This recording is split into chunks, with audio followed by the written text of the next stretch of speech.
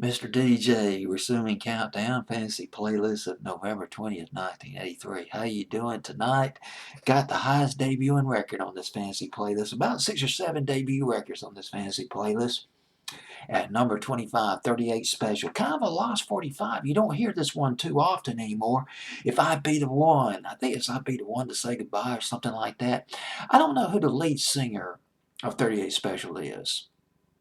Somebody's going to have to clear it up for me. It's either Don Barnes, he left the band in 1987, or Donnie Van Sant. But either whoever the lead singer was, they were fantastic, great, passionate, just pouring their heart out into the record, hearing the hurt, the longing, and everything. It's just all crystal clear in that voice. I mean, this sincerity says a lot. And technique too, and boy, whoever was lead singer of 38 Special kind of reminds me a little bit of Lou Graham, a foreigner, because boy, that guy, he had or Eric Carmen for that matter. Well, anyway, if I Be the One at number 25, the album Toward the Force, their sixth album, Toward the Force. And their first two albums, they from Jacksonville, Florida, and they've undergone some personnel changes over the years, like lots of other bands. They formed in Jacksonville, Florida. I forgot the year, around 1974, 75. They put out their first album in 1977.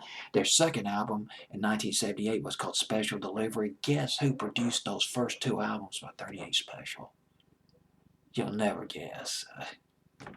Dan Hartman. Yes, the guy who did Instant Replay in 1978 and I Can Dream About You in 1984. He was a pretty prominent producer, very talented guy.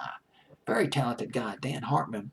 But by the time they got to their third album, it was produced by a guy named Rodney Mills, recording engineer, producer. He's worked with the Atlanta Rhythm Section, and he's worked with B.J. Thomas as well. Their third album did really well. Actually, their first hit record, "Rocking Into the Night," late 1979, early 1980, came close to going top 40. Went to number 42, 43 on Billboard's Hot 100, and then Wild Eyed Southern Boys came out. That was the album that really put them on the map. Hold On Loosely off that album, and first really big hit, Hold On Loosely, and then there was Fantasy Girl. Anybody remember Fantasy Girl?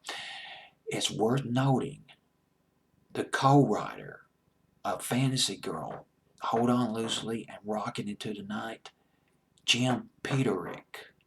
Jim Peterick, I believe that's how you pronounce his last name. Jim Peterick of Survivor, founding member of Survivor, the guy who wrote Eye of the Tiger, the guy who wrote Vehicle, the guy who was in Ides of March back in 1970. He wrote Vehicle. He did the vocals on Vehicle.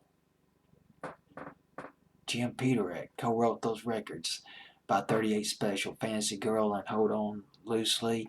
And I guess I'm done. Finished.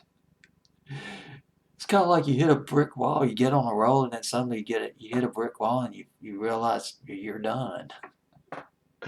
All right, folks. Well, here we go. 38 Special with I'd Be the One at number 38 on my fantasy playlist, November 20th, 1983.